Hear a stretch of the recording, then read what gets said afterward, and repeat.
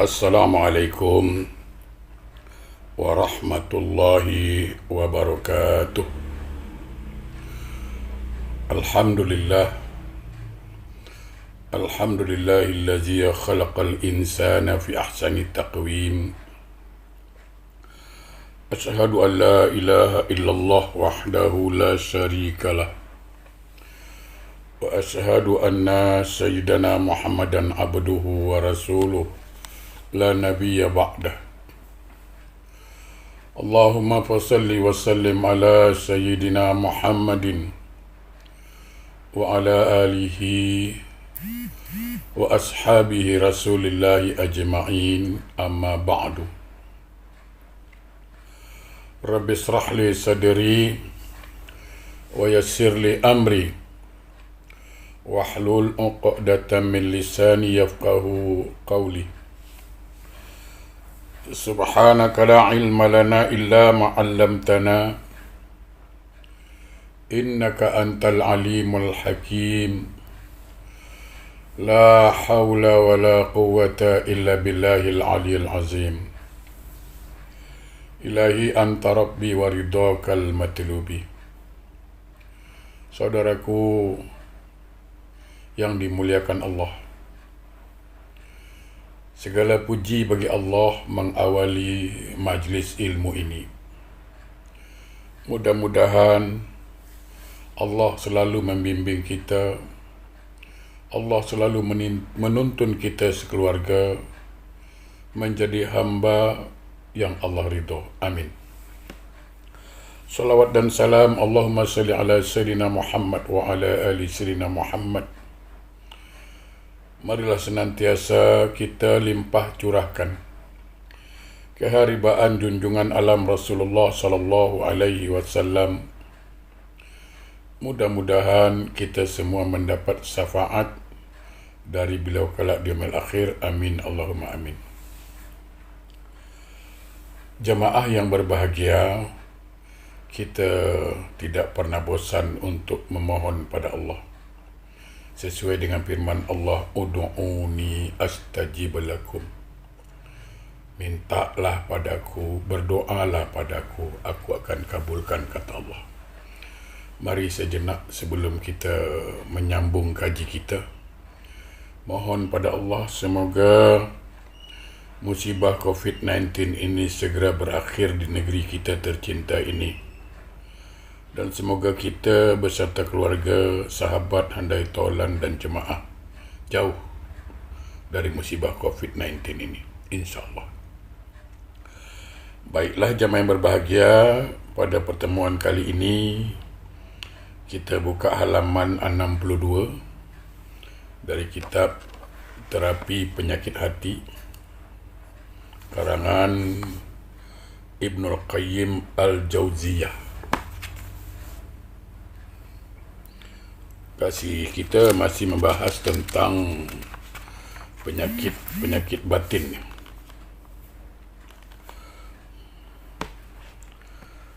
Dalam Musnad Ahmad, Imam Ahmad, dalam Musnad Imam Ahmad disebutkan sebuah hadis dari Ummu Salamah bahwa Rasulullah SAW bersabda, bila telah timbul maksiat pada umatku, Allah menyamaratakan dengan siksa dari sisinya. Aku bertanya kepada beliau, apakah di situ tidak ada orang-orang yang soleh? Rasul menjawab, ada.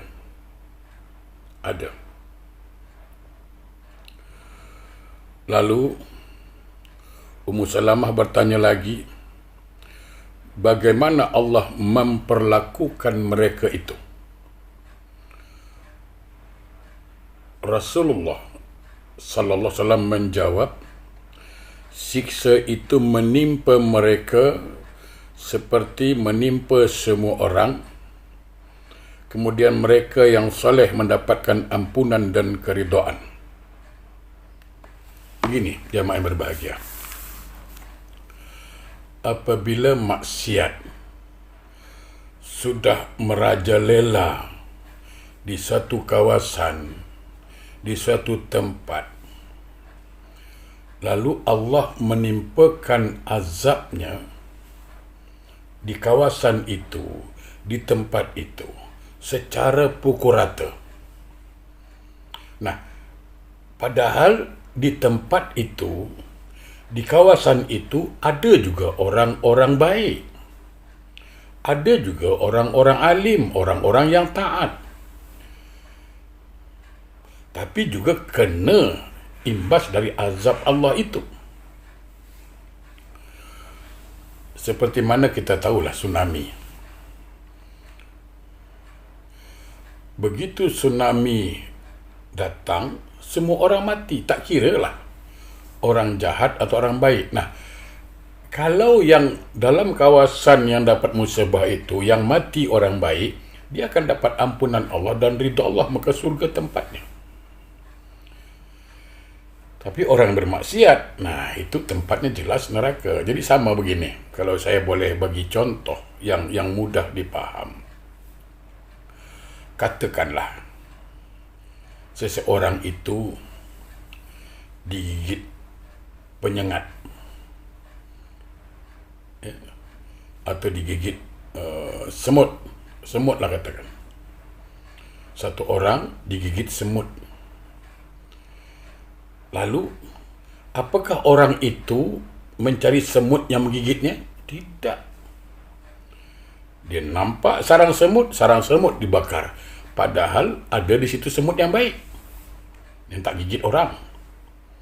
Tapi semua kena. Semua semut jadi korban. Padahal yang gigit cuma satu ekor saja. Atau ada orang digigit lebah, bengkak. Dia marah dengan lebah. Apa dia cari lebah yang gigit itu? Dia cari sarangnya, dia tengok-tengok, dia godek-godek, mana lebah yang gigit aku? Tidak. Semua lebah di sarang itu dibakarnya. Nah, begitulah. Jadi ketika di satu tempat, atau yang lebih kecil saja, satu rumah tangga, dalam rumah tangga itu ada beberapa orang berbuat maksiat. Ada beberapa orang berbuat maksiat. Tapi ada beberapa orang yang baik. Nah, ketika Allah memberikan azab pada rumah tangga itu, orang baik pun kena. Nah, nanti di akhirat diperhitungkan. Kalau memang dia orang baik, maka dia masuk dalam kelompok baik. Kalau dia orang jahat, masuk kelompok jahat. Itu dia. Jadi jangan cakap, kenapa Allah azab? Turunkan azab di tempat tu. Di tempat tu pun ada orang baik. Ya. Nanti ada perhitungkannya. Kalau dia memang orang baik, Allah balas baik. Mungkin azab yang diterimanya sebagai penghapus dosa, boleh jadi. Dalam rangkaian hadis riwayat Hasan, dikatakan, siksa itu menimpa mereka seperti menimpa semua orang, kemudian mereka yang soleh mendapatkan ampunan dan keridhaan. Jadi saya ulang balik, siksa itu menimpa mereka seperti menimpa semua orang, kemudian mereka yang soleh mendapatkan ampunan dan keridhaan. Jadi orang yang soleh dapat ampunan dan keridhaan Allah. Baik. Dalam rangkaian hadis riwayat Hasan, dikatakan bahawa Nabi Muhammad SAW bersabda, umat ini akan terus berada di bawah kekuasaan Allah dan di bawah perlindungannya selama para pembacanya atau pembaca Al-Quran maksudnya tidak membantu para penguasa dalam kebatilan, dan selama orang-orang soleh umatku ini tidak menganggap bersih orang-orang yang zalim, selama Orang-orang baik tidak menganggap ringan orang-orang yang jahat. Namun, kalau mereka berbuat itu, Allah akan mengangkat kekuasaannya dari mereka, lalu memberi kekuasaan kepada orang-orang atau penguasa yang congkak atau sombong. Penguasa-penguasa yang congkak itu menyiksa umat dengan siksa yang amat buruk. Kemudian Allah menimpakan kepada mereka kemiskinan dan kekafiran. Allahu Akbar. Summa na'udzubillah, summa na'udzubillah. Kita perhatikan isi hadis ini, bahwa umat Islam tetap akan dijaga oleh Allah, akan tetap dalam genggaman kekuasaan Allah dan perlindungan Allah, dengan catatan selama para pembaca Quran, artinya para orang yang paham Quran, orang yang mengerti Quran,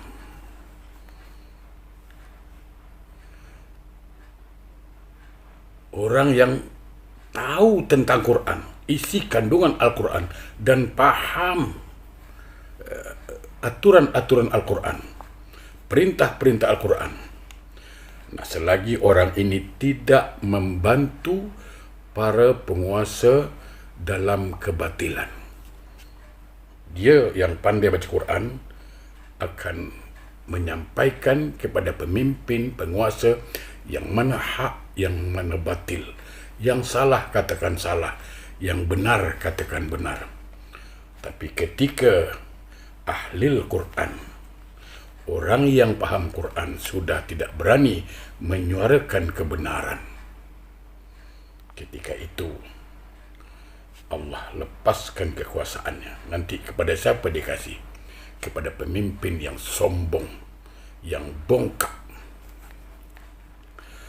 Dan selama orang-orang yang soleh di antara umatku tidak menganggap bersih orang-orang yang zalim. Artinya apa? Dia tahu mana orang yang zalim, mana orang yang tidak zalim. Dia tidak boleh menganggap bahawa dia sudah tahu orang ini zalim, tapi dia anggap orang ini masih bersih, macam tak ada masalah. Ingat, kalau orang-orang yang soleh, orang-orang yang alim, menganggap orang yang zalim itu tidak bersalah, maka di situ kekuasaan Allah, perlindungan Allah akan dicabut oleh Allah. Artinya Allah tidak mau melindungi kita lagi. Allah berikan kekuasaan kepada siapa? Pemimpin yang zalim, yang bongkak. Apabila orang yang soleh sudah menganggap orang yang zalim itu bersih, tidak bersalah. Dan selama orang-orang baik tidak menganggap ringan orang-orang yang jahat, selama orang-orang yang baik menganggap bahwa orang-orang yang jahat itu adalah orang-orang yang tak ada masalah, no problem, tak apalah, salah-salah dia, yang penting jangan kita campur. Jangan. Dalam Islam ada ajaran amar ma'ruf nahi mungkar. Kuntum khaira ummatin ukhrijat linnas ta'muruna bil ma'ruf wa tanhauna 'anil munkar. Kamu umat yang terbaik sepanjang kamu umat yang terbaik, kata Allah, di antara umat-umat yang lain yang dibangkitkan oleh Allah, sepanjang engkau menegakkan kebenaran, menghancurkan kebatilan, mengerjakan yang ma'ruf, meninggalkan yang mungkar. Tapi kalau sudah yang ma'ruf dianggap mungkar, yang mungkar dianggap ma'ruf, disitulah Allah meninggalkan kita. Allah berikan kekuasaan kepada kita, seorang pemimpin yang zalim, yang sombong, yang congkak. Lalu kalau sudah begini, ya, ahli Al-Quran, orang yang paham Quran sudah membantu orang yang zalim, orang-orang soleh sudah tidak berani berkata benar, orang-orang jahat dianggap tak ada masalah, biarlah dia minyak dengan air tak bercampur, dia punya hal, kita punya hal.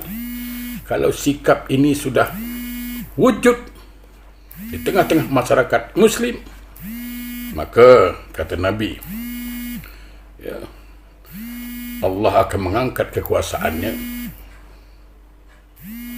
dan akan memberikan kekuatan kepada penguasa yang congkak. Penguasa yang congkak itu menyiksa umat dengan siksaan yang amat buruk.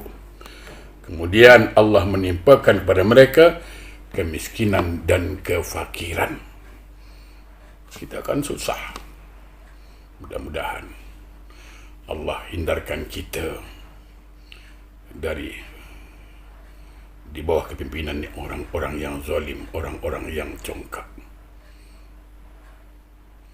Allah berikan kekuatan kepada kita untuk menegakkan kebenaran. Allah berikan kekuatan kepada kita untuk menyampaikan kebenaran walaupun pahit. Qul haq walau kana muran, insyaallah. Mudah-mudahan kita ketemu lagi dalam pertemuan yang akan datang. Wassalamualaikum warahmatullahi wabarakatuh.